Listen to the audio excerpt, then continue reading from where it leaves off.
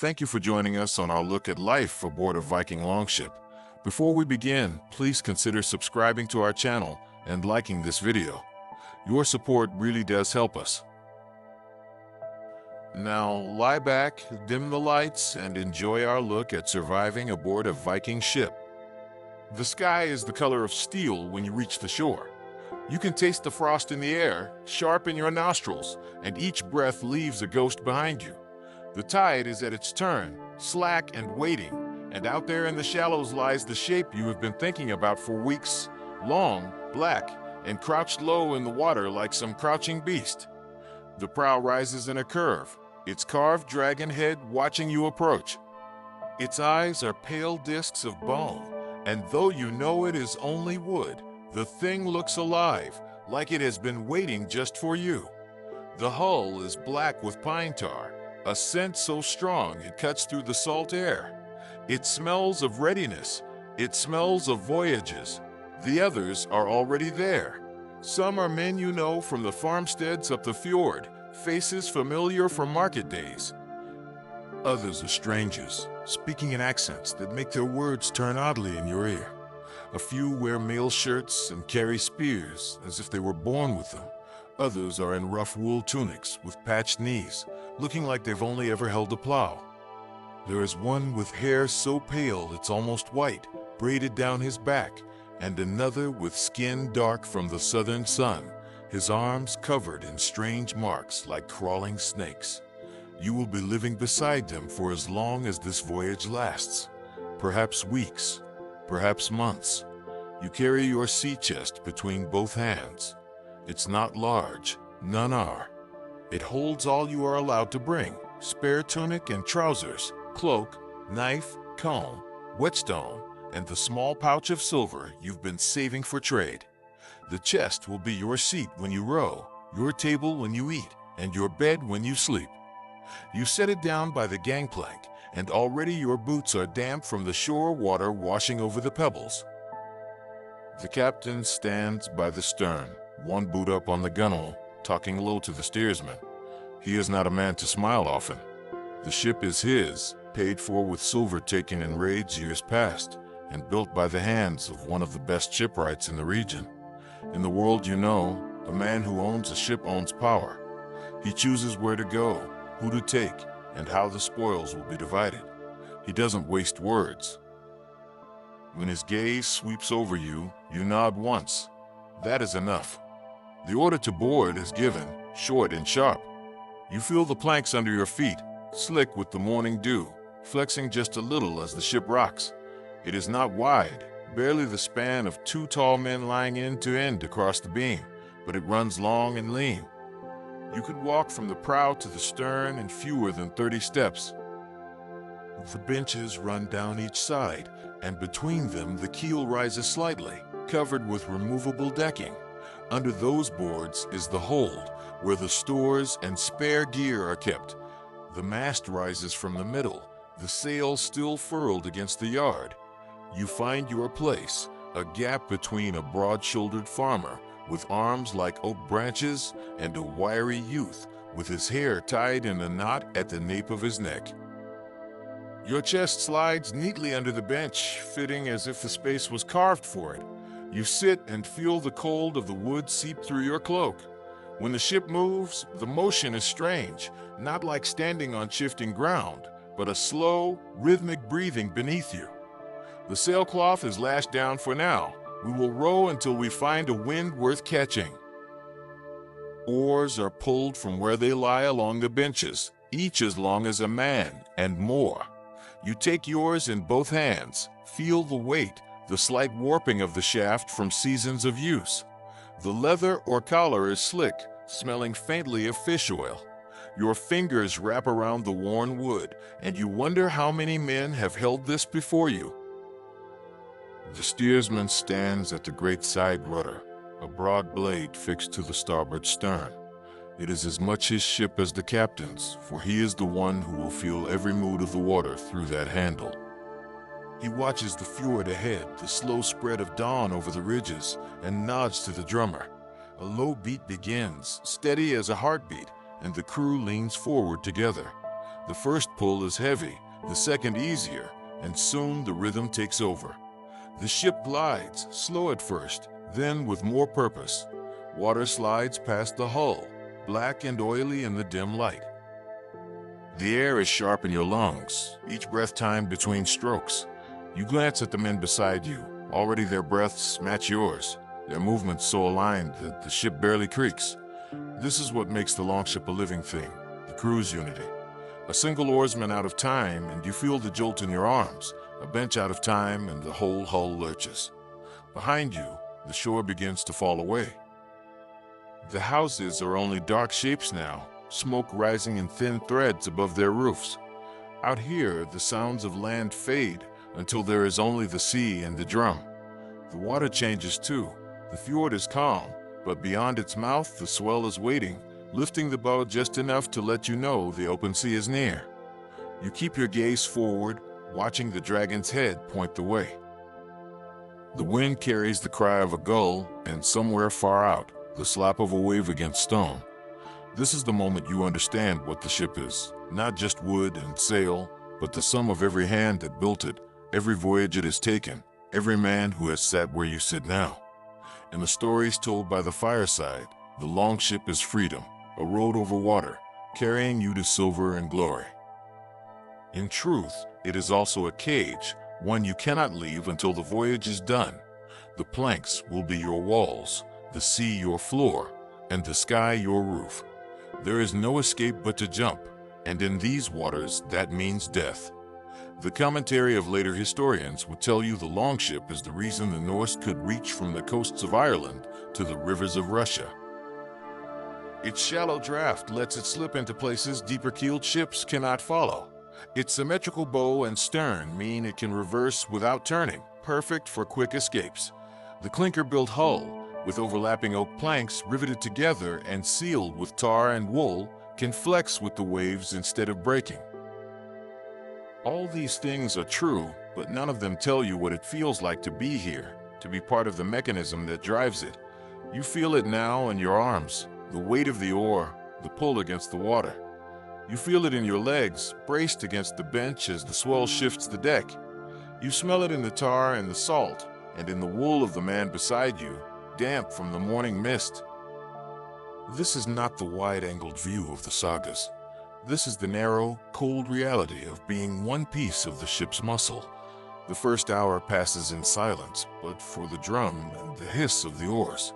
Then the mast creaks and the sail is unfurled, a great square of wool dyed a dull red, patched in places, heavy with the smell of old weather. It catches the wind, and suddenly the weight in your arms is gone. The oars are shipped, and the ship seems to leap forward, free of the labor you've just given it. The relief is instant but short-lived. Now there is rigging to adjust, ropes to haul, the constant trimming of the sail to keep it full. The shoreline opens into the gray swell of the open sea. Waves roll under you, slow and heavy, lifting and dropping the hull. The dragon's head rises and falls against the horizon. Behind you, the fjord is a memory. Ahead, there is only the line where water meets sky. You don't know when you'll see home again. The others don't speak of it either. Out here, the ship is all that matters. You look at the men around you and realize that for all their differences, you share the same fate now. The longship does not care who you were before you stepped aboard. Farmer, warrior, thrall, the sea will take you just the same if you falter. The only way to survive is together, to match the pull of the oar, the snap of the sail, the call of the steersman. Out here, no one is above the ship, not even the captain. Somewhere ahead is the reason for this voyage, a market, a raid, perhaps something more secret. The captain will not say until you are closer. It doesn't matter. For now, there is only the beat of the drum, the creak of the mast, and the steady, cold wind in your face. The longship moves like a hunting animal, and you are part of its muscle and bone. Whether it carries you to silver or to the bottom of the sea, you are in its keeping now. You pull your cloak tighter and watch the horizon. The voyage has begun. The sea is calm now, the swell long and lazy, but every man aboard knows that can change before the sun is halfway across the sky. You sit on your bench, the oar resting in its collar beside you, and look at the vessel that will be your world for however long the voyage lasts. The longship is not a place for comfort. It is a tool shaped for speed, for stealth, for striking and slipping away again before the enemy knows what has happened. Its sides rise just enough to keep out the water in fair weather, but not so high as to slow the ship's pace. That shallow draft is what lets it run up a river as easily as it crosses the open sea. The same feature means a sudden wave can wash aboard in an instant. From where you sit, you can see how the planks overlap, each fastened to the next with iron rivets hammered flat on the inside. This is clinker building, the shipwright's art, and it is what gives the hull its strength and its give. The planks flex as the waves move beneath, the entire ship bending slightly with the seas will rather than resisting it. You can feel it in your seat when the ship crests a wave, not a hard slap, but a subtle spring and roll. The seams between the planks are packed with wool or animal hair and soaked in pine tar, sealing them against the water. It is not a perfect barrier. Every man here expects his boots to be wet before the day is out. The keel runs under you like the spine of a living thing, a single length of oak stretching from dragon prow to stern. Rising from it, ribs curve upward and outward, cradling the deck planks and benches. This is no great deck like the ships you have seen in foreign ports. Here, the boards can be lifted to reach the cargo space below, or to let water drain when the sea is rough. The benches are fixed, each one a station for an oarsman, each marked by the presence of his chest beneath. The chests are all much alike, some carved or painted, others plain, but all built to the same dimensions so they fit perfectly beneath the bench. They serve as seats, tables, beds, and storage all in one. The mast stands at the heart of the ship, stepped deep into the keel and braced with stout supports. It can be taken down when the wind is against you, lashed along the length of the ship so the oars can take over. The sail, heavy wool dyed with madder to a deep rust red, is square and broad, its edges fringed with reinforcing ropes. Furled, it looks like nothing more than a great folded blanket. Spread to the wind, it can drive the ship faster than oars alone, though it demands constant attention. The yard from which it hangs is as long as the ship is wide and heavy enough to take 3 men to raise or lower in safety. At the stern, the steering oar is lashed to the starboard side. The word itself will one day come from this place, where the steersman stands. The blade is broad, shaped to bite the water cleanly, and its long handle is polished by the grip of many hands. It is held in place by a withy rope and can be lifted clear when running into shallow water. Steering is a skill in itself, and the man who holds the handle is trusted with the lives of all aboard. A wrong move in rough seas can broach the ship, turning its side onto the waves, and that is death more often than not. Looking around, you notice how light the vessel is for its size. The hull is not thick, not more than the span of your hand in most places, yet the shape gives it strength. It is built to be carried if need be, dragged overland on rollers to reach another stretch of water. You have heard of crews portaging their ships for miles when the rivers would not join in the way they wished. That is why the ship is narrow and long, with as little weight as possible in its frame. Every curve is meant for speed. Even the dragon head is not only for show. It can be removed and stowed if the ship comes in peace, but in war its carved eyes glare at those ahead, a promise and a warning. The older men speak of the ship as if it were a living creature. They give it a gender, always she, and talk of her moods. They say she can be temperamental, that she will answer your strength if you respect her, but will fight you if you grow careless. It is superstition, perhaps, but when you feel the way the hull moves with the sea, it is easy to believe. The longship is not an enemy, nor is she truly a friend. She is a partner in a dangerous bargain. She will carry you swiftly, even to the ends of the world, but you must give her your work, your trust, and sometimes your life. The wood itself holds stories. This ship was built last winter in a shed by the shore, her keel laid under the watch of the Jarl himself. The oaks for her planks were felled in the autumn before, chosen for their straight grain, and seasoned under cover so they would not warp. The shipwright and his apprentices shaped each plank by hand, steaming them to bend into the curves of the hull. They worked with axes more than saws, for the axe leaves a smoother cut when guided by a skilled hand. Iron rivets were forged in the same village, each one driven home by the shipwright's hammer and clenched flat by the hand of his apprentice, holding the iron against the inside. When she was done, the women came to coat her seams with tar, their hands blackened and their hair heavy with the smell for days after.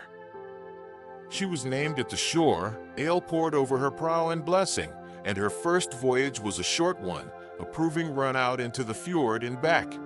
Only then was she judged fit for the sea. Every part of her has a purpose. The shields hung along her sides are not only for defense in battle, they also help keep the spray out and the warmth in, though only a little.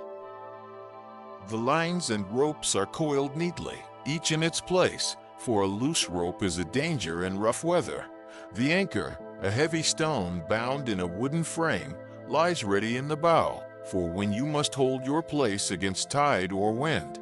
Spare oars are lashed along the thwarts, spare timbers and pegs tucked into the hold. A bag of oakum and a pot of tar are kept close at hand, for a leak can start at any time and must be stopped before the sea claims more. It is easy to see why this kind of ship is feared and respected along every coast it visits.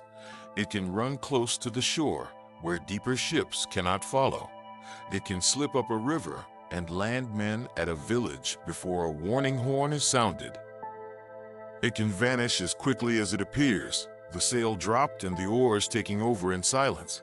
The speed and the shallow draft mean that even a well-defended harbor is no sure protection. And yet it can also carry cargo, run to distant markets, and bring home goods from places most here have never heard of. Amber from the Baltic, silk from the east, silver from far to the south, all have traveled in the belly of a ship like this. You run your hand over the bench beside you, feeling the grain of the wood. It is worn smooth by years of use, each mark a reminder of the men who sat there before. Some may have been killed in raids, some lost to storms, some gone home to boast of their voyages. The ship remembers them all, in her way, and she will remember you too. You will leave sweat and blood in her planks before this voyage is done. As the morning wears on, the wind freshens, and the sail is trimmed to catch it. The longship leans slightly, the water hissing along her side. You can hear the change in the hull's song, the deeper note of speed. The steersman adjusts the rudder with small movements, guiding her to where the wind works best. She responds quickly, turning her head like the living beast she resembles. You can see the satisfaction in the captain's eyes as he watches her run. This is what she was made for, not to sit idle at anchor, but to fly over the water with her crew working as one. You think of the ships you have seen in foreign harbors, heavy with decks and cabins, slow to turn and deep in the water. They may be safer in a storm, but they cannot match the longship for the kind of work you people do. The longship is an edge in a world where speed and surprise can mean the difference between silver in your pouch and an arrow in your back. She is a knife where other ships are clubs, and in skilled hands she can cut through whatever stands in her way. The sun is high now, the horizon clear, and the ship's shadow stretches dark across the water. You can feel the warmth of the day on your face, though the wind still bites at your ears. Around you, the crew work in easy rhythm, their movements practiced, their voices low. The ship is steady beneath you, her bow pointing toward whatever lies ahead. You know she will carry you there, so long as you honor your part in the bargain. She is not just transport. She is not just a war machine. She is the heart of this venture, and without her there is nothing. You will come to know her creaks and groans, the way she rides each wave, the sound she makes when she is running well. And if the day comes when the sea rises against you, it will be her strength you trust more than your own. You do not think of her as wood and tar. She is something more. She is the reason you are here, and she will decide if you ever see home again. Your place is here, on this narrow bench, in the small span of planking between the oarlock to your right and the edge of your neighbor's cloak to your left. It is not much, barely the width of your shoulders and the length of your legs, and yet it is all the space you will have until this voyage ends. You have already begun to learn how to fit yourself into it, to move without knocking your elbows into your crewmates, to keep your gear close at hand without letting it become a hazard underfoot. The ship does not allow waste, not in movement, not in space, not in thought. Your sea chest fits under the bench with barely a finger's breadth to spare. It is the same as every other man's, built to a measure handed down by the shipwrights. Inside, you keep the things that are yours and yours alone: a second tunic and trousers of coarse wool, a cloak for warmth, your knife, the comb you carved yourself from bone, the whetstone that has been in your family for years, and the small pouch of coins you carry in case the voyage turns to trade. There is also the food you brought aboard: hard bread, dried fish, and a small bundle of smoked meat wrapped in cloth. You will have to make it last, and it will be mixed with whatever the crew eats from the common pot. Everything else you own is at home, waiting for your return, or in the hands of those who will decide its fate if you do not come back. When the rowing begins, the chest serves as your seat. Its edges dig into the backs of your thighs, the wood hard and unyielding. At first it is only uncomfortable, but before long you feel the ache building in your lower back and the stiffness in your knees from holding the same position for hours. There is no cushion, no softness, only the unvarnished reality of wood against bone. You try to shift your weight from time to time, to stretch your legs when the oars are shipped, but space is tight and you cannot disturb the rhythm of the crew. The bench is your workplace, and you must fit yourself to it as you would to any tool. At night, it becomes your bed. When the sun dips and the air sharpens, you pull your chest out from under the bench, lift the loose deck planks where you sit, and stow it in the hold to make space for sleeping. Your cloak becomes your blanket, sometimes doubled over if the wind has teeth, sometimes spread thin when the night is damp and the salt has crusted your clothes. The deck planks are uneven and still hold the day's chill, but you learn quickly to keep your body curled in on itself, conserving warmth and leaving room for the men beside you. Some nights you sleep sitting upright, back to your chest, when the sea is too rough for lying down. Other nights you lie flat, the smell of tar and wet wood filling your nose as the hull rocks beneath you. Your neighbors are as much a part of your space as the chest and the bench. You share the closeness whether you wish to or not, the smell of their sweat, the sound of their breathing, the occasional elbow in the ribs when someone shifts in their sleep. You learn their habits: who snores, who talks in his dreams, who wakes often to check the sail or the stars. In this small world, privacy is a word without meaning. You dress and undress where you sit, wash your face with a handful of seawater if you are lucky enough to have a moment, and relieve yourself over the side in plain sight of anyone who happens to glance your way. It is not shameful, it is simply life aboard. The ship makes you think differently about what you need. At home, you might have space to walk, to stretch, to step away from the press of others. Here, there is no stepping away. Every movement is made with the knowledge that someone is beside you, and every sound you make will be heard. A cough in the night is noticed. A shift of feet on the planks is felt through the hull. The ship is a single, shared body, and you are only one of its limbs. In the sagas, they speak of long voyages as if the days and nights pass in a blur of salt spray and wind in the hair, but the truth is slower, heavier. You spend hours simply enduring, holding your place, keeping the oar steady, adjusting the lines, checking your gear. Sometimes the wind dies and the sail hangs limp, and you take up the oar again, working your muscles until your arms and back burn. Other times, the wind blows hard from a bad angle, and the captain orders the mast lowered, the sail furled, and the crew to row in shifts through the chop. In those moments, your space feels even smaller, for the work drives you forward and back on the bench, every stroke threatening to bring your knees into your neighbor's. The deck beneath your feet is never truly dry. Even on calm days, the spray finds its way aboard, and on rough days, the water comes in faster than the bailers can throw it out. The boards swell with moisture, the seams weep salt water, and your boots are always damp. The smell is constant: tar, wool, brine, and the faint sourness of unwashed bodies. Your cloak grows heavier with every hour it spends in the open, and when you wrap it around yourself at night, it is more often to keep the wind off than to bring any real warmth. Your gear is kept close, not just for convenience, but for safety. A knife within reach can mean the difference between freeing a fouled line in time or losing the sail. A spare cloak can be the thing that keeps the cold from biting too deep after a wave breaks over the side. Even the comb, carved with care, has its place, a way to keep the lice at bay when the days stretch long and the bodies crowd close. Everything you bring must earn its place. There is no room for anything that does not serve a purpose. The older men speak of voyages where the crew had to sleep on the oars themselves, the benches crowded with goods taken in trade or loot too valuable to store below.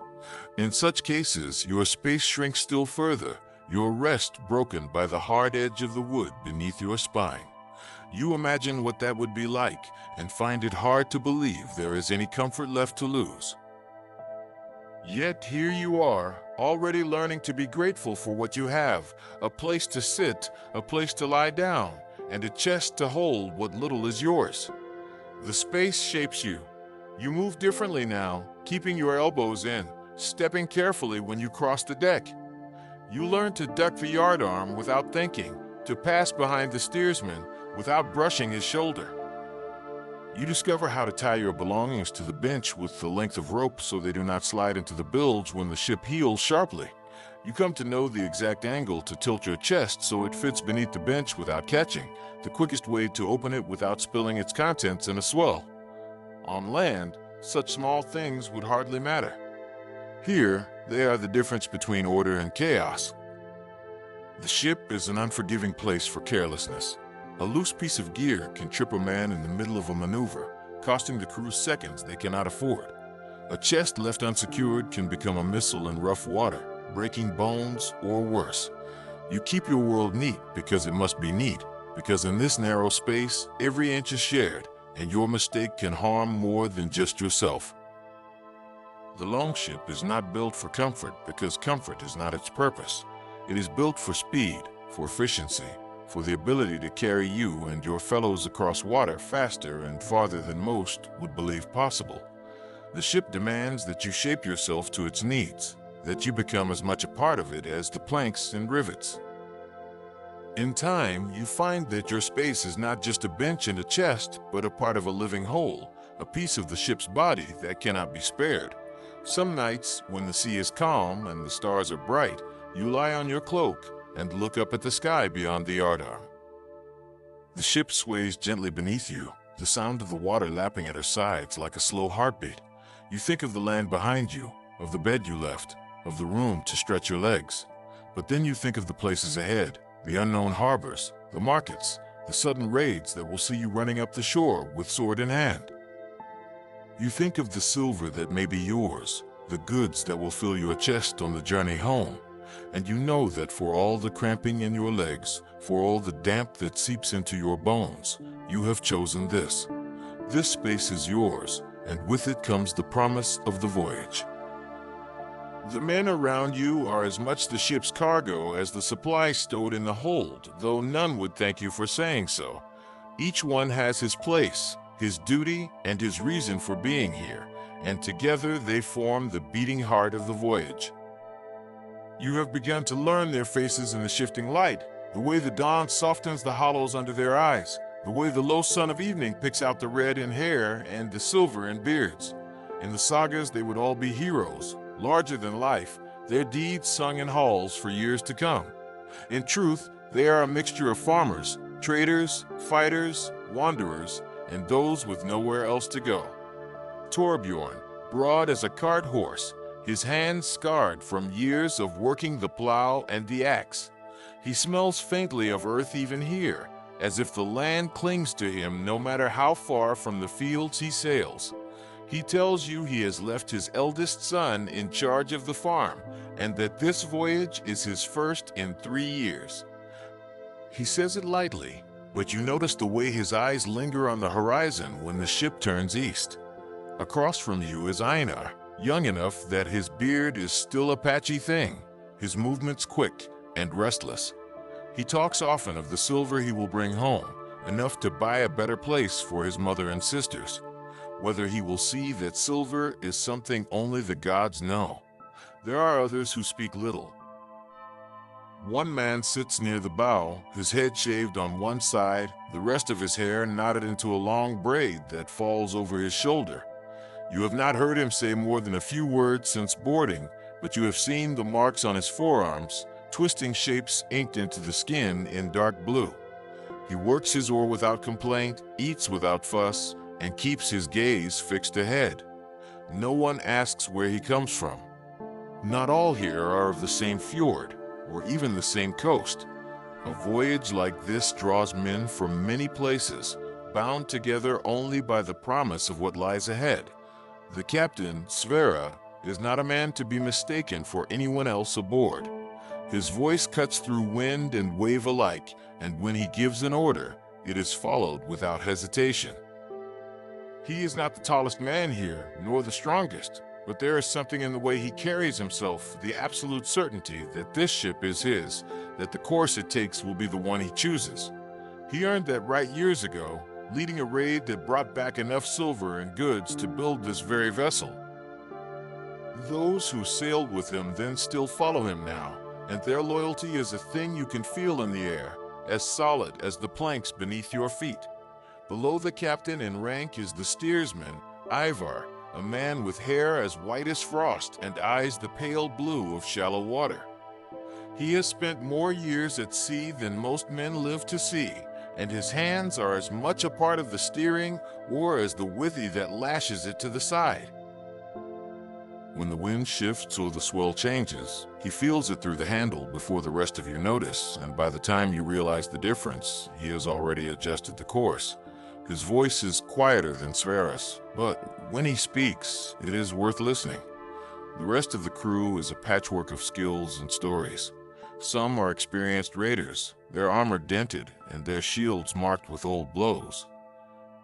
They talk of Frankish ports and Irish monasteries, of rivers so broad you could not see the far bank, of islands where the birds are so many they darken the sky.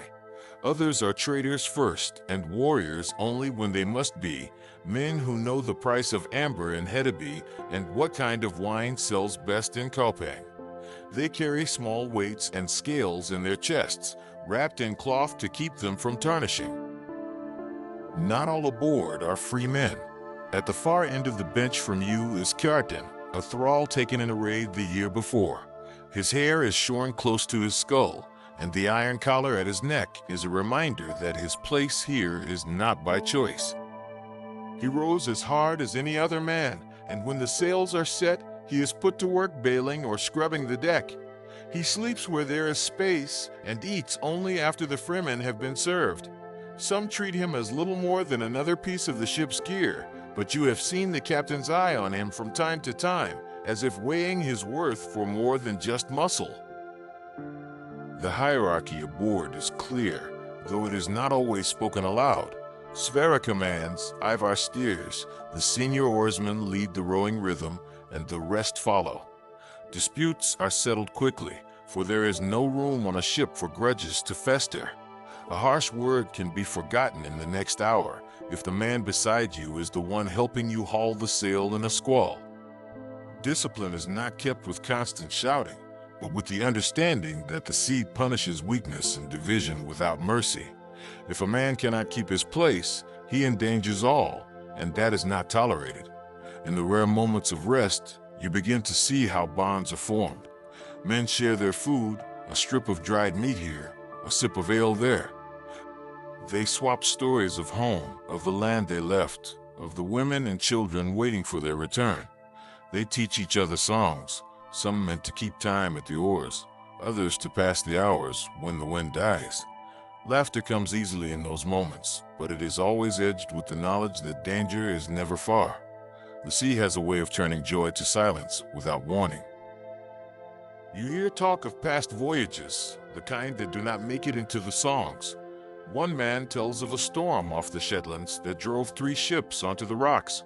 Another speaks of a raid where the defenders lit the shoreline with fire arrows before the ships could land. The youngest of the crew listen with wide eyes, perhaps imagining themselves in such stories, perhaps wondering whether they will live to tell any of their own. No one here is under the illusion that all who set out will return. There are also moments when the divisions show. A merchant from further down the coast grumbles about the rough manners of the raiders. A raider laughs at the merchant's soft hands. A farmer complains about the pace set by the oarmaster, only to be reminded that the sea does not slow for tired backs. Yet even in these disagreements, there is a strange kind of unity. They may mock one another, but they will stand together if an outsider tries the same. The ship itself enforces a kind of equality. The sea does not care if a man's hands are calloused from the plow or from the hilt of a sword. When the wind drops and the oars are called for, every man pulls his weight. When a wave breaks over the side, it is every hand that bails, regardless of rank. Even the captain will take a place at the oar if the situation demands it. The work is the same for all, and the sea is the same for all. In that way, the longship makes equals of men who would never sit at the same table ashore. You begin to learn who you can rely on without thinking. Torbjorn, who can haul the sail single-handed when the wind catches it wrong. Einar, who spots a loose knot before it comes undone. The silent man with the tattoos, who moves with uncanny balance even when the deck is slick. These are the men you will trust if the sky turns black and the waves rise. Their worth is measured not in words, but in the work they do without being asked. And as you watch them, you begin to understand that this voyage is not just about where you are going or what you will find there. It is also about who you are beside when you face whatever comes. The crew is a shifting thing, a mix of those who will sail together again and those you may never see after the ship returns to port. Yet for now, they are your world, as much a part of this vessel as the mast and the keel. Their fates are tied to yours, and yours to theirs, in a way that cannot be undone until the voyage is over. The longship carries many kinds of men, but once it leaves the shore, they are bound together by something stronger than blood or friendship. It is necessity, forged in the space between the oar and the sea, and it is as unyielding as the oak that forms the ship's bones. Out here, under the open sky, you are all the same, small figures on a strip of wood, trusting each other to keep it afloat. And that is the crew. That is what they are, and what you are with them, until the keel touches land again. The day begins before the sun has cleared the edge of the world. There is no call to rise, no bell or horn. The shift in the air is enough. You hear it in the low murmur of voices, in the scrape of a sea chest being pulled out from under a bench, in the quiet thud of boots on wet planks. The smell of smoke from the small firepot drifts forward from where it sits, shielded by a screen of shields and canvas, its thin thread of heat barely enough to take the edge off the chill. You sit up, cloak falling from your shoulders, and the first touch of the wind makes you wish you could wrap it tighter again. But the day does not wait. The work is constant, and it begins as soon as you can move. If the sail is furled, it must be loosened. If it is set, it must be trimmed. The ropes are checked, knots retied, lines coiled to keep the deck clear. If the wind is right, you may be spared the oar for a while. If it is not, you take up the long shaft of wood, place the leather collar in its notch, and begin the pull. The rhythm is everything, not too fast, not too slow, your breath matching the beat set by the oarmaster's call or the steady drum. The pull works the shoulders and the back until the muscles burn, but you cannot slacken. The man behind you will feel it if you do, and the whole bench will falter. The hours at the oar are a narrowing of the world. You stare at the water's surface sliding away beside you, at the worn grain of the handle in your hands, at the shape of your knuckles tightening and loosening with each pull. You hear the creak of the oarlocks, the sigh of the hull as it cuts the swell, the low grunts of men keeping time with one another. The wind, if there is any, brushes your face, the spray stings your eyes, your cloak lies damp across your shoulders. The smell of salt is everywhere, mixing with the reek of sweat and the constant underlying scent of tar. When the oars are shipped, the work shifts but does not cease. The sail is a living thing, always demanding adjustment to the wind. You haul on the sheets to draw it tighter, or ease them to spill air when the gusts threaten to heel the ship too far. You climb to the yard to shake out a fold or resecure a line, your fingers numbing as they work against the coarse rope. Below, others check the hull for leaks, bailing the water that is collected in the bilge. The bailing never truly stops. There is always a little seepage, always a wave that slaps over the gunwale to slosh across the deck. The gear is tended constantly. Shields are shifted to balance the load. Oars are checked for splintering. Spare pegs and wedges are kept within reach in case the mast's foot works loose in its step. Every man has tasks he knows by instinct now, things that must be done without waiting to be told. If you see a rope fraying, you wrap it. If you see a knot slipping, you retie it. The ship is as much a living creature as the crew, and if she is not cared for, she will betray you when the sea turns against you. Food is another labor. The ship carries no galley, no place for the fire to burn freely, so meals are simple and spare. A small shielded brazier provides heat enough to warm broth or porridge when the weather allows, but much of what you eat is cold and hard. Dried fish, bread like stone, meat smoked until it is black at the edges. You chew slowly, working the food down, washing it with gulps from the shared water cask or a skin of ale. Water is precious and must be rationed. Ale will keep longer, though it grows sour in the heat. On calm days, a man may try his luck with a line and hook, hoping for fresh fish to break the monotony. When the catch is good, the mood lifts, and even the work seems lighter for a time. Rest comes in snatches, not in hours. You sleep when you can, curled on your cloak or against your chest, boots still on, one ear open for the captain's call. The sea does not keep the same hours as men, and the ship must be worked through the night as through the day. The watches change without ceremony, a nudge to the ribs, a muttered word, and you are up again, taking the oar or the rope, or the bailer from the man who now seeks his own few moments of sleep. There is no end to it. The work is a circle that turns with the horizon. When the weather worsens, the work hardens. A rising wind means hauling in the sail before it tears itself to pieces, lashing it down with ropes stiff from salt. A sudden squall can turn the deck into a sheet of water, and the bailers work until their arms ache, scooping and throwing, as the steersman wrestles the long handle of the rudder against the heave of the waves. You feel every motion in your legs as you brace yourself, every shock as the bow slaps down into a trough. In such moments, there is no room for thought beyond the next task, the next grip on the rope, the next breath before the spray takes it away. There are calm days, too, when the sea is flat and the horizon lies like a line drawn by a steady hand. But even then, the work does not cease. Oars must be manned to keep the ship moving. The gear must be dried and checked. The wood must be scrubbed to keep rot from setting in. Men mend their clothes with needles of bone, scrape barnacles from the hull where they can reach, or twist lengths of rope from strands of hemp. The sea offers no idle time. If your hands are not working, your mind should be planning what must be done before the weather changes. The hardest part is that there is no escape from it. On land, a man can walk away from the plow, set down the axe, sit in the shade when the sun is high. Here, the work is bounded only by the sea itself, and the sea does not stop. Every task is for survival, whether it is tying off a rope or watching the clouds for signs of change. If you fail, the ship fails.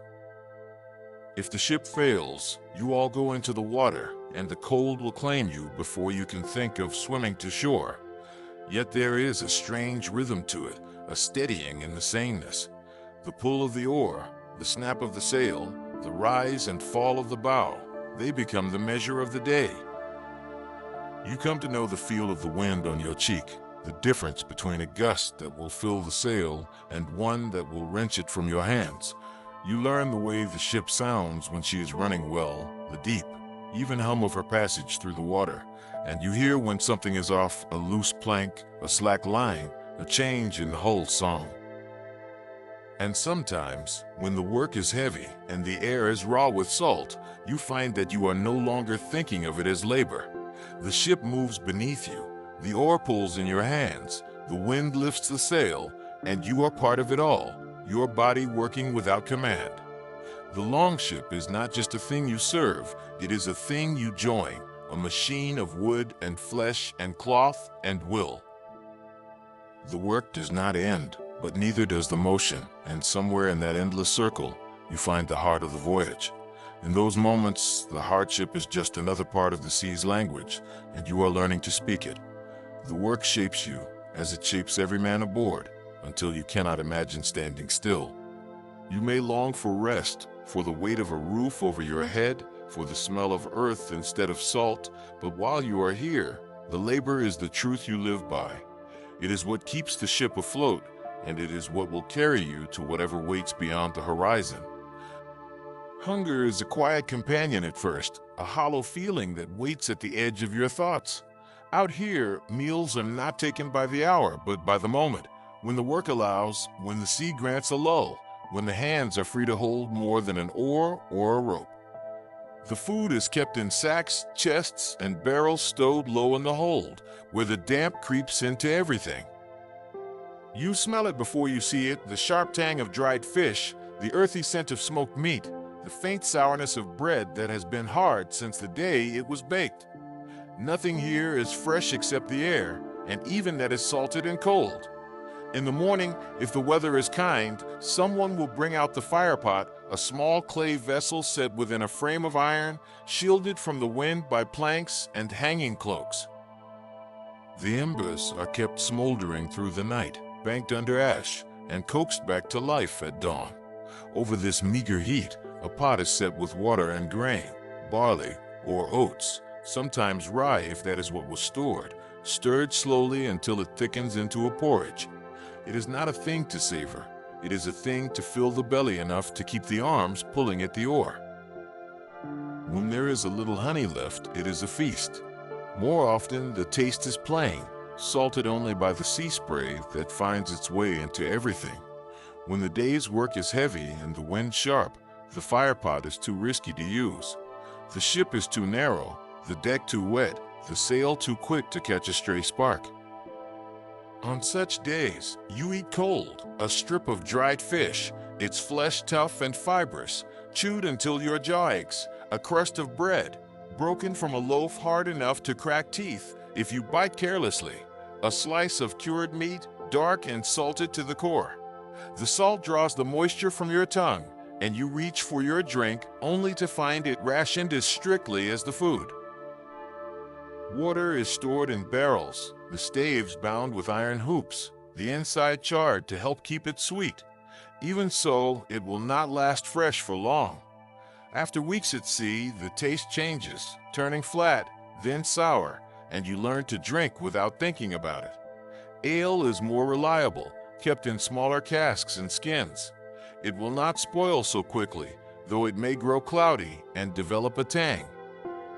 It is weaker than what you drink at home, brewed thin for the voyage, but it is safer than water gone bad. A swallow or two at a time is all you are allowed. Thirst must be borne as much as hunger. Some ships carry whey or sour milk in skins, a sharp drink that keeps well and can take the edge off hunger. It is not to every man's liking, but no one refuses it when the alternative is an empty belly.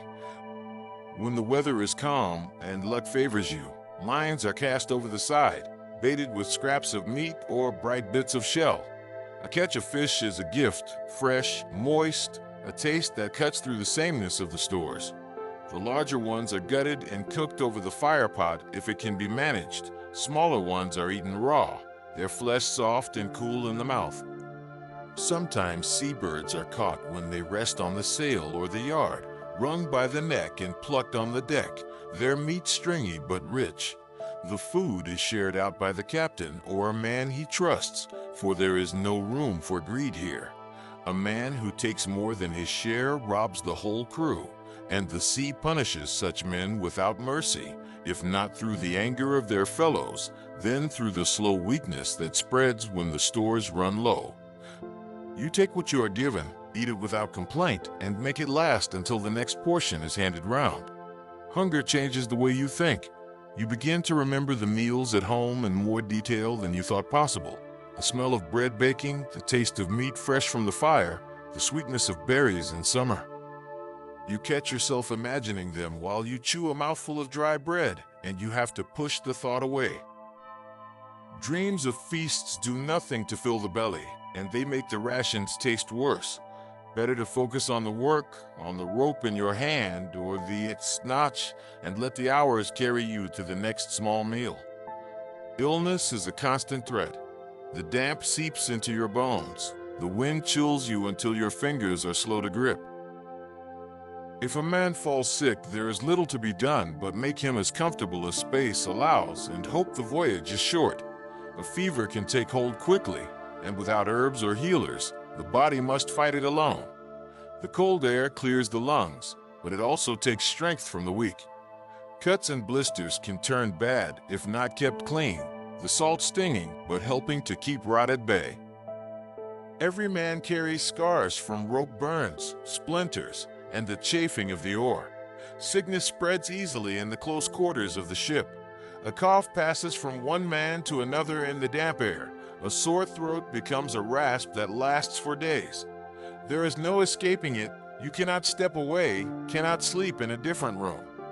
You share the same air, the same space, the same touch of the wind. If a man's strength fails, the others must take his place at the oar, must haul for him when the sail strains. Resentment can grow, but it is tempered by the knowledge that next time it could be you lying under your cloak, too weak to rise. The sea offers dangers of its own to health. Salt sores form where wet clothes rub against the skin, the constant damp wearing the flesh raw. The sun, when it shines, burns unprotected skin to a deep aching red. The glare from the water blinds you if you stare too long. In heavy seas, the constant motion can unsettle the stomach until you are retching over the side, your head spinning and your legs unsteady. There is no cure but time and endurance. The work does not stop for a sick stomach. There are moments, though, when the food and drink are enough, when the warmth from a mouthful of broth spreads through your body, or the bite of ale cuts the salt from your tongue. These moments are small, but they carry weight. A shared pot of porridge, a slice of meat passed from one hand to another, a drink poured from a skin without being asked, such things are as important as the work of the oar or the tending of the sail. They remind you that you are part of a crew, and that survival is not only a matter of strength, but of care. On the best days, when the weather smiles and the catch is good, the fire pot will burn long enough to make a stew from the fish, with grain and a scrap of meat for flavor. The smell will carry from bow to stern, and for a time the talk will be of nothing but the meal to come. You will eat it slowly, savoring each mouthful, knowing that tomorrow it will be back to hard bread and dried fish. And in that moment, the sea will feel less like a thing that strips you bare, and more like a thing that allows you, just briefly, to live well. But those moments are rare, and the truth of the voyage is that the food is enough to keep you alive and no more. You will grow lean as the days pass, your belt tightening, the lines of your face sharpening. Your hands will harden, your arms will grow strong, but your body will carry the memory of hunger and the hollows beneath your ribs. And when you return to land, you will eat as if the sea might take the food from your plate at any moment. The sea has its own voice. You hear it even when you sleep, a constant shifting beneath the planks, a whisper, a groan, a deep breath that swells and falls without end. It speaks differently each day. Sometimes it is soft, a low murmuring against the hull as the ship glides forward on a steady wind. Sometimes it is sharp, the slap of waves like hands striking the sides. And sometimes it roars, filling the air with a sound that drowns the shouts of men and the creak of oars, a voice so vast you feel it in your bones. When the sea is kind, it is almost possible to forget the danger. The water lies smooth as polished glass, the color of beaten silver in the early light. The ship moves with barely a sway, the sail catching just enough wind to keep you gliding forward without the need for the oars. You feel the sun on your back, the salt drying on your skin in a fine white crust.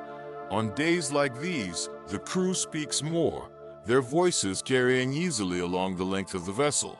A man might whistle, another hums a tune, and the sound seems to rest on the surface of the water itself. It is easy then to believe that the sea is your ally, that it bears you where you will without malice. But you know better. Every man aboard has heard the stories of ships swallowed whole when the sky turned black without warning, of men lost overboard and gone before the crew could even throw them a line. The sea does not care for skill or courage. It gives and it takes as it pleases, and no man can bargain with it. A clear horizon can cloud over in the space of an hour, and the wind that once pushed you forward can twist against you until you are fighting for every oar stroke. The first signs are small, a shift in the wind's taste, the faint smell of rain before any drops fall. The swell begins to roll a little higher, the water darkening under a shadow that is not yet in the sky. The helmsman glances more often at the horizon. The captain's voice grows sharper. Men coil ropes that have been lying slack, checking the knots that hold the sail to its yard. The calm becomes a thing you cannot trust, a silence too deep to last. When the wind comes, it comes quickly. The sail shudders as if struck. The ropes groan in their blocks. You hear the captain call for the yard to be lowered, his voice carrying even over the first sharp slap of rain. Men spring to the mast, pulling the heavy cloth down, folding it into itself, lashing it tight so it cannot tear free. The oars are shipped again, the leather collars squealing in their notches as they turn. The ship pitches more sharply now, the bow rising and falling with each swell, spray flying over the men at the front and soaking them through. There is no shelter. The rain drives in from the side, stinging your skin, running in cold streams down your neck. The sea beneath you changes color, the gray deepening to a blue-black, the wave crests whipped into white foam. The wind howls in the rigging, pulling at every loose thread, every corner of cloth.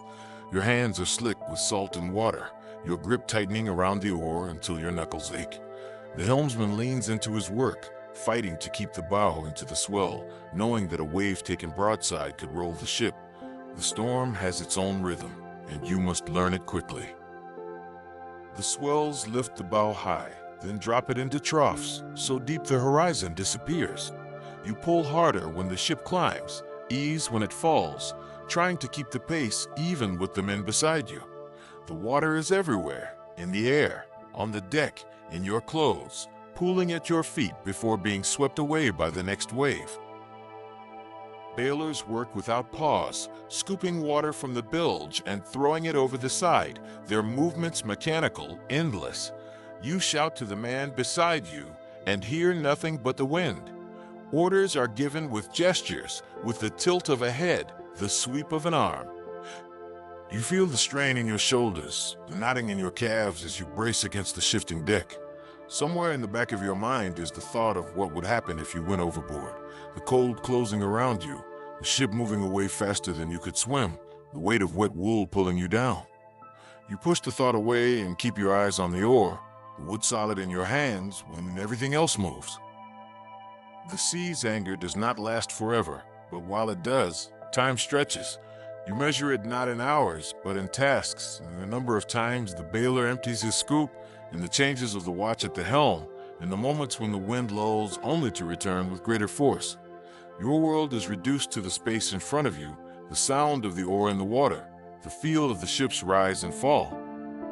Fear is there, but it is pressed into the same narrow place as hunger and thirst, a constant weight that you carry because you must. And then, as suddenly as it came, the storm begins to ease. The rain softens to a fine mist, the swell lessens, the wind drops until the sail can be raised again. The sky breaks in patches, showing streaks of pale light. You feel the ship steady beneath you, the oars dipping and lifting in a smoother rhythm. The men breathe more easily, though no one speaks much. The sea has reminded you of its power, and that reminder lingers even as the surface calms. Not every danger comes from storms. There are days when the wind dies entirely, leaving the ship becalmed on a glassy plain.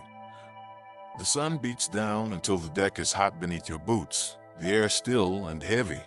The oars are shipped and the rowing begins. Slow at first, then harder as the hours pass. The heat makes the work heavier, the sweat drying on your skin almost as soon as it forms. The water in the casks is rationed more strictly, the ale handed out in smaller gulps. The horizon is an unbroken ring, and it feels as though you are pulling not towards land but into some endless circle. There are other perils, unseen currents that can pull you far off course, reefs that lie just beneath the surface waiting to tear open a hull, sudden squalls that strike without warning. Even the creatures of the sea have their dangers. Large fish, their backs breaking the surface, can startle an oarsman into missing a stroke. Seals or whales surfacing beside the ship can send the more superstitious among the crew into whispers of omens. In the sagas, such meetings are often signs from the gods. Here, they are reminders that the sea is full of life that neither knows nor cares for the affairs of men. When the sea is your friend, it carries you swiftly on the wind, the bow cutting through the swells like a blade. The sky is wide and clear, the gulls wheel above you, and the air smells of salt and distance. You feel the pull of the voyage in your chest, a sense that the world is open before you. On such days, the work seems lighter, the benches more comfortable, the food almost enough. But always, in the back of your mind, you know how quickly that can change. The sea can lift you up or break you apart, and it will do either without warning, without malice, without care. It is not a thing to be conquered or tamed. It is a path, a barrier, a testing ground. It is the thing that lies between you and whatever you seek. You respect it because you must, because out here it holds your life in its shifting hands. When night falls and the sky clears after a day of fair weather, you lie back and look at the stars, hearing the water slide along the hull. You know those stars are the same ones that guided the men who sailed before you, and they will guide others after you are gone. The sea will be here long after your name is forgotten, still speaking in its many voices, still giving and taking in equal measure. And you will have been one of the few who have heard it up close, felt its moods in your bones, and known what it is to trust your life to a strip of wood on its surface. Landfall is not always a sudden sight. Sometimes it creeps up on you, a faint dark line on the horizon that might be cloud, might be a trick of the light, until the hours pass and it grows, solid and certain. But other times, like now, it comes all at once, a cry from the bow breaking the hum of the oars, land. The word moves down the benches like a spark through dry grass, and every man turns to look, straining his eyes against the glare on the water. There it is, a jagged edge of coastline rising from the sea, black against the pale morning sky. The mood shifts. For days you have been nothing but a small moving part in the long, slow heartbeat of the ship. Now there is a new rhythm, sharper, faster. The captain moves along the deck, speaking to the men in low tones, his words short and certain. The oars take on a different beat, stronger, driving the ship forward as if the land itself were pulling you in. The sail, already full with a good wind, is trimmed for speed. The prow lifts and falls over the swells with a little more urgency, as though the vessel shares the crew's anticipation. You feel the tension in your chest, a tightening that is part excitement, part dread. The coastline is clearer now, rocks and narrow inlets, a strip of pale sand beyond. Somewhere inland, faint columns of smoke rise into the sky. Villages. The thought is there without being spoken.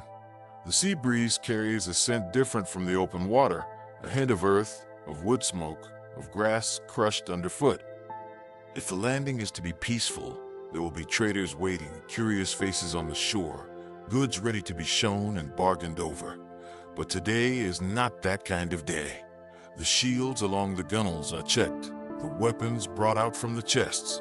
Swords, axes, spears, iron edges glint in the morning light. A few men pull on helmets, though most rely on the speed of the landing rather than armor to keep them alive. The bowmen string their weapons, testing the draw. The noise of the oars is matched now by the low creak of leather, the rasp of metal on wood. The captain chooses the landing place with care, a stretch of beach where the sand runs down into the water with no rocks to tear the hull, where the ship can be run ashore in one smooth motion. The tide is right, the wind still with you. The steersman adjusts the rudder, the men at the oars ready themselves. You glance at the shore again. It is close enough now that you can make out the shapes of buildings beyond the sand, low wooden huts with thatched roofs. There is movement there, small figures darting between them, others running towards the tree line. A shout from the captain, and the pace at the oars changes again. The men lean into it, the bow lifting with each pull, the stern dropping, the water hissing along the sides. The waves grow shallower, churning into white foam. You can see the sand through the clear water now, rippled from the pull of the tide. The beach rushes towards you, and then the prow strikes it with a jolt that travels up through your legs. Before the ship is settled, men are moving. Those nearest the bow leap into the surf, water splashing up to their waists, hands on the hull to steady it against the push of the waves. Others follow, carrying shields and weapons high to keep them dry. You swing your legs over the side, the cold of the water a shock that takes your breath for an instant. Your boots sink into the sand, each step heavy until you reach the shallows.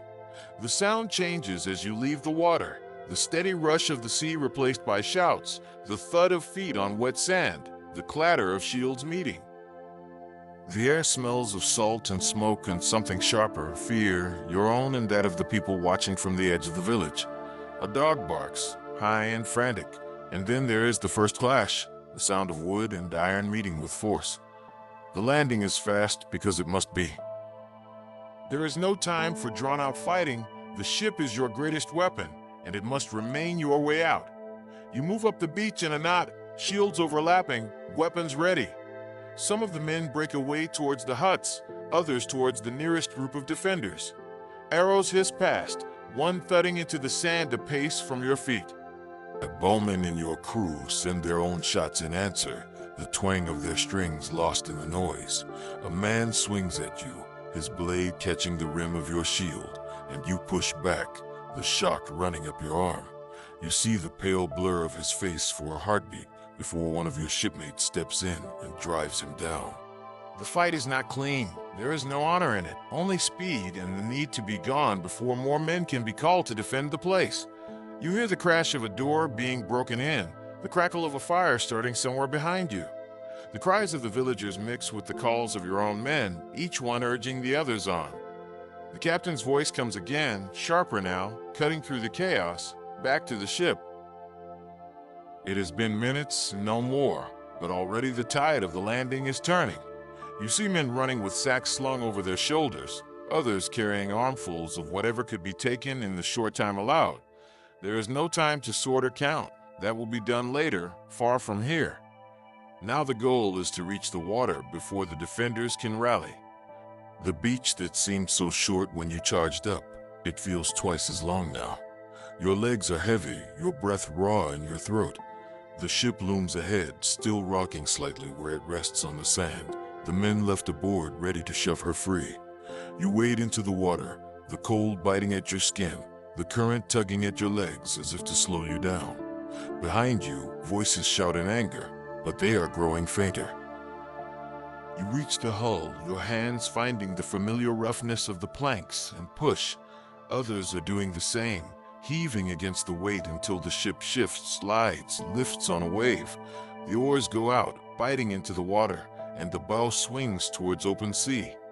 The beach falls away behind you, the figures on it growing smaller with each stroke. The air is full of the sound of your own breathing, the creak of the oarlocks, the hiss of water against the hull. No one speaks for a while.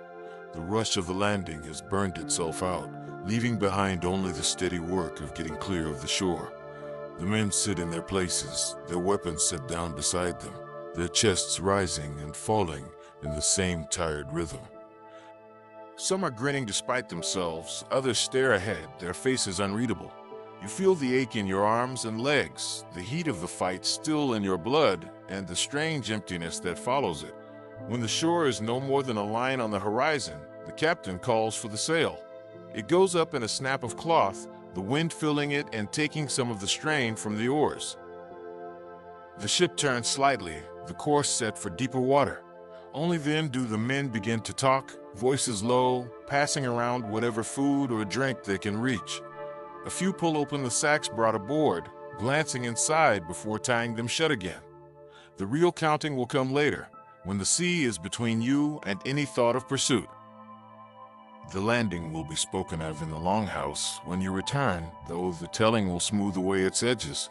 The fear will be forgotten in favor of the courage, the confusion in favor of the triumph. But you will remember the sharpness of the cold water on your legs, the weight of the man's blow on your shield, the way the ship felt when it began to move again beneath your hands. Those are the things that do not make it into the songs, but they are the truth of what it is to make landfall from a longship, swift, hard, and gone before the land can take you. Night on the longship does not arrive all at once. It seeps in slowly, the light draining from the sky until the horizon is a smear of dull gold that fades into gray, then into black. The day's work does not end when the sun drops. The sea has no interest in your need for rest. But the pace changes. The oars are pulled in, or rowed in slower shifts if the wind holds steady. The sail, if the weather is kind, carries most of the burden, its great square shadow shifting against the last of the light. The first chill settles on you as soon as the warmth of the day is gone. Cloaks are pulled tighter, hoods drawn up, hands buried deep in folds of cloth. The damp never really leaves. It clings to your clothes, to your skin, to the boards beneath you. But in the dark it feels heavier, as though the cold itself has weight. Men hunch close together on the benches, not speaking much at first, each lost in his own thoughts or too tired to make the effort. Food comes before talk. A small fire pot, shielded from the wind by planks and shields, glows faintly near the stern. If the sea is calm, a thin stew will be made from whatever remains of the day's stores. Barley, a little dried fish or meat, perhaps a scrap of onion or leek if any were brought aboard. The smell spreads quickly, drawing men from all along the deck, their bowls or hands ready. You eat quickly, the heat of the food warming you from the inside, though the warmth fades almost as soon as the bowl is empty. Those on watch eat standing, their eyes still moving over the water, the darkness thickening around the ship. Once the meal is done, the mood shifts. The strain of the day's labor eases, replaced by something looser, quieter. Men talk in low voices, the words carrying only to those beside them. They share news from home, speak of families, of the last harvest, of what they will do with the silver or goods they have gained. Some stories are told half in jest, others in the heavy tone of things that matter more than they can admit. You learn more about a man in these hours than in all the shouting and sweat of the day. There are moments of laughter, quick bursts that seem loud against the hush of the water. Someone will tell a tale, perhaps of a raid gone wrong, of a ship caught on a hidden sandbar, of a man who mistook a seal in the dark for a sea spirit and nearly jumped overboard. The stories grow more outrageous as the night deepens, shaped by the rhythm of voices and the creak of the hull. Some are old, told so often that every man could recite them in his sleep. Others are new, fresh from the last voyage, and you know they will be told again in the longhouse when you return. Sometimes a man will sing. The songs are not long or complicated, but their weight is in the way they fill the night air, their notes carrying over the water as if the sea itself is listening. They are songs of home, of gods, of battles long past. Some are wordless, no more than a hum that rises and falls with the sway of the ship. The sound settles over you like another layer of warmth, something to hold against the cold. Even in these quieter moments, the work does not stop. Watches are kept, men taking turns at the helm or on the lookout. The eyes must always be on the water ahead, on the horizon for the faint glow of another ship's sail, on the shifting patterns of the clouds. Those on watch speak little, their thoughts focused on the weight of their task. If danger comes in the night, a sudden change in the wind, a shadow where none should be, there will be no time to wake the crew slowly. The call will go up, and the longship will be alive again in a heartbeat. There are nights when the sea is kind and the stars spill across the sky in their thousands. You lie back, the deck hard beneath you, and look up at them. The constellations are old friends, the Wain, the Swan, the Belt, guiding you across waters where there is no other mark to follow. The helmsman watches them too, steering by their slow turning. In such moments, the world feels vast and unending, the sea a black mirror for the heavens. The only sound is the gentle slap of water against the hull, the faint creak of the rigging. You could almost forget that there is anything beyond this. No land, no villages, no battles, only ship, crew, and sea. And there are other nights when the dark is so complete you feel it pressing in, when even the stars are gone behind thick cloud. The ship is a narrow strip of light and movement in a world of shadow. The sounds carried differently then, the water louder, the ropes harsher in the wind. Men speak less on such nights, their eyes drawn to the blackness beyond the gunwales, listening for what they cannot see. A splash too near, the sudden call of a bird, can set every head turning. It is in these hours that small quarrels can grow. The space is too close, the work too hard, the tempers too short. Words are exchanged that would be ignored in daylight, but in the stillness, they feel sharper. Sometimes it ends with nothing more than a muttered curse. Other times voices rise until the captain intervenes, his authority cutting through whatever dispute has flared. He knows too well that such tensions can fester, and on a voyage there is nowhere for them to go. But just as quickly as tempers can flare, they can fade. A joke will be made, a skin of ale passed along the bench, and the moment is gone. The crew is bound together by more than shared space. It is tied in the knowledge that each man depends on the others. In a storm, in a raid, in the endless pull of the oars, you are only as strong as the rower beside you. That truth holds the crew together even when patience wears thin. When the watch changes, there is a brief stirring as men trade places, cloaks exchanged for the steering oar or the lookout's post. Those who come off duty curl into their places, using chests or bundles as pillows, cloaks drawn over their heads. The sounds of the ship change with sleep, the slow breathing of those at rest, the occasional cough, the shifting of a man turning in his place. Even then, the sea's voice is never gone, a reminder that the night is not truly still. Sometimes a man will dream aloud, speaking in his sleep, words jumbled but recognizable, a name, a place, a snatch of a story. The others may smile or shake their heads, but no one disturbs him unless the dream becomes a shout. Sleep is precious here, and any moment of it is taken without question. As the night wears on, the stars turn, the constellations shifting to mark the hours. The air grows colder still before dawn, the kind of cold that sinks into your bones and makes your fingers slow. The first hint of light on the horizon brings a low stir among the crew, some waking on their own, others nudged by a hand or a boot. The firepot is coaxed back to life, and the smell of boiling grain drifts across the deck. By the time the sun's first edge breaks the water, the ship is moving again with the day's work.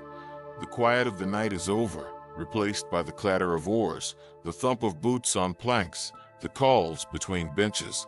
The bonds made in the darkness, in the stories and songs and shared silences, are carried into the day, unseen but strong. You feel them in the way a man shifts to make space for you on the bench, in the way an oar is steadied when your grip slips, in the way the laughter from the night still echoes faintly above the noise of the morning. And you know that when night comes again, the same cycle will return. The fire, the talk, the songs, the watch, the stars, or the dark. It is as much a part of the voyage as the rowing, as the raids, as the sea itself. Out here, in the long hours between sunset and dawn, the crew is not just men working together, but something closer to a family, bound not by blood, but by the longship and the water that carries it. The first sign of home is not sight but smell. Long before the coastline appears, the wind carries the faint scent of earth, a rich, damp smell that no open sea can hold. It comes in flashes at first, mixed with salt and the tang of the ship, until one morning it is steady, as though the land is breathing out to greet you. The men notice it before anyone says a word. They row with a little more strength, their eyes fixed ahead even when there is nothing yet to see.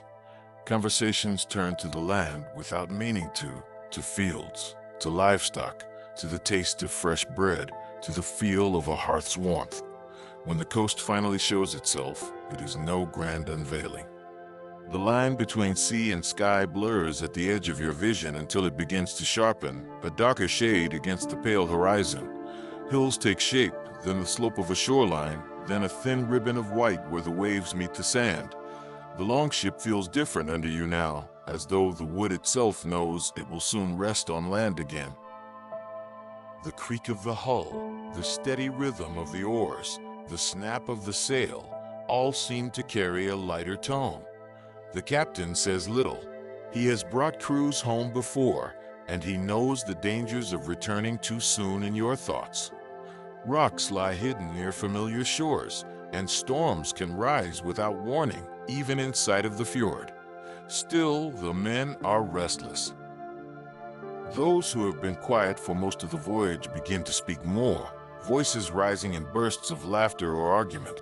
The talk is of homecomings, of who will be waiting at the shore, of how the silver or goods will be shared. Some have families expecting them, others have none but friends in the longhouse, but all have a place they imagine stepping into again.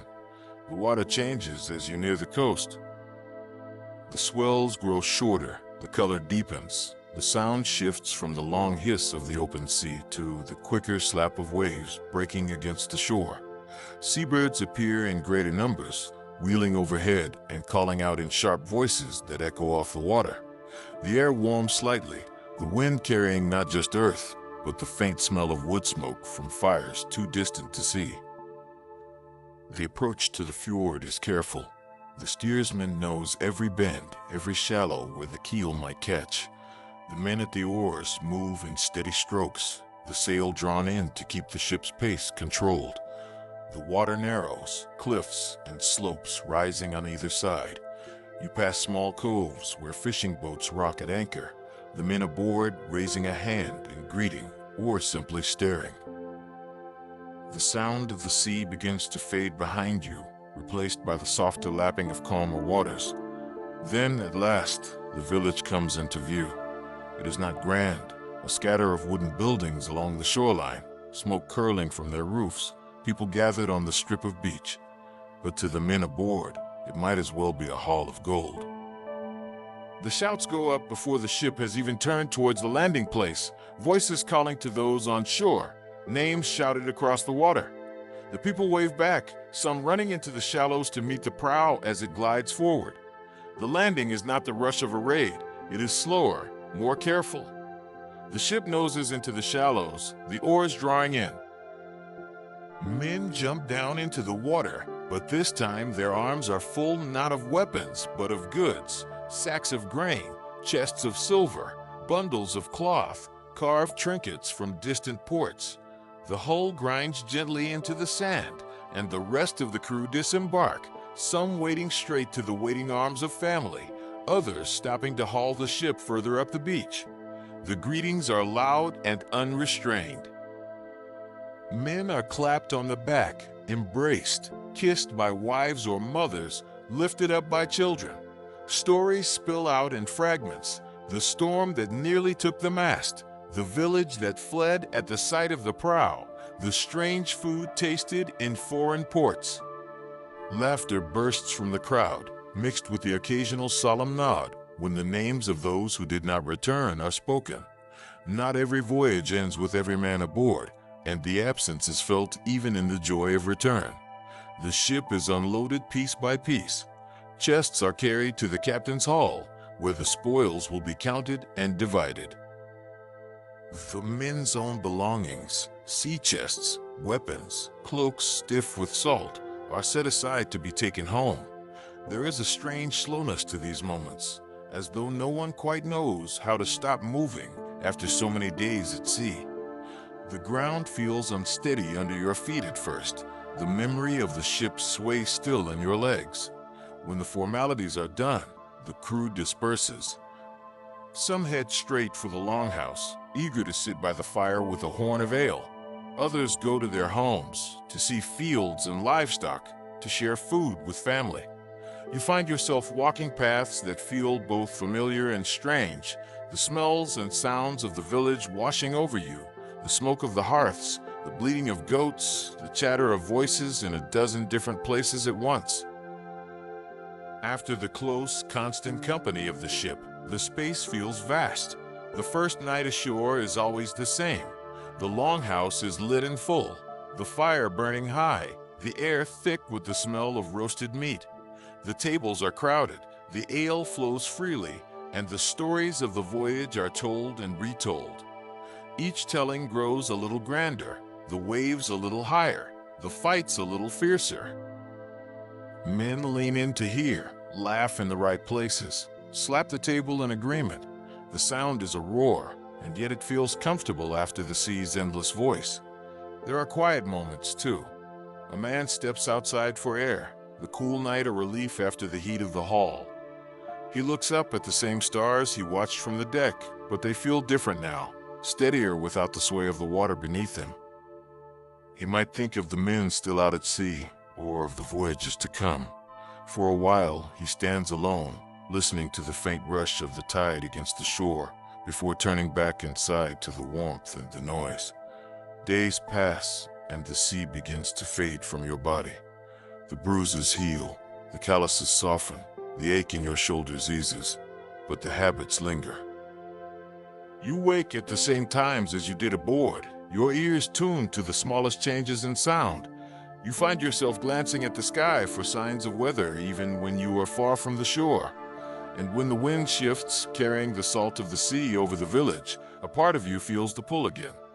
The spoils are divided in time, each man taking his share. For some, it is enough to repair a roof, to buy more livestock, to fill the stores for winter. For others, it is set aside for the next voyage, an investment in the promise of more. A few men decide they will not sail again, content with what they have brought home. But most know that the longship will call for them in the next season, that the sea will not let them stay too long ashore. When you look at the ship drawn up on the beach, you see it differently than before you left. It is no longer just a vessel of wood and sail, but a thing that carried you through storms, into battle, to distant shores and back. Every plank and rivet has been tested, every rope strained, and yet it has brought you home. The dragon prow is weathered now, the paint faded, but it still seems to look out to sea, ready for the next journey. The return is a closing of one circle, but it is also the beginning of another. The sea waits beyond the fjord, unchanged, and in time you will answer it again. For now there is rest, the warmth of the hearth, the weight of a roof over your head, the ease of sleeping without the slap of water beneath you. But in the quiet moments, when the village is still and the wind is from the west, you can almost hear the creak of the oars, the call of the captain, the rush of the bow cutting through the waves, and you know that part of you never truly came ashore at all.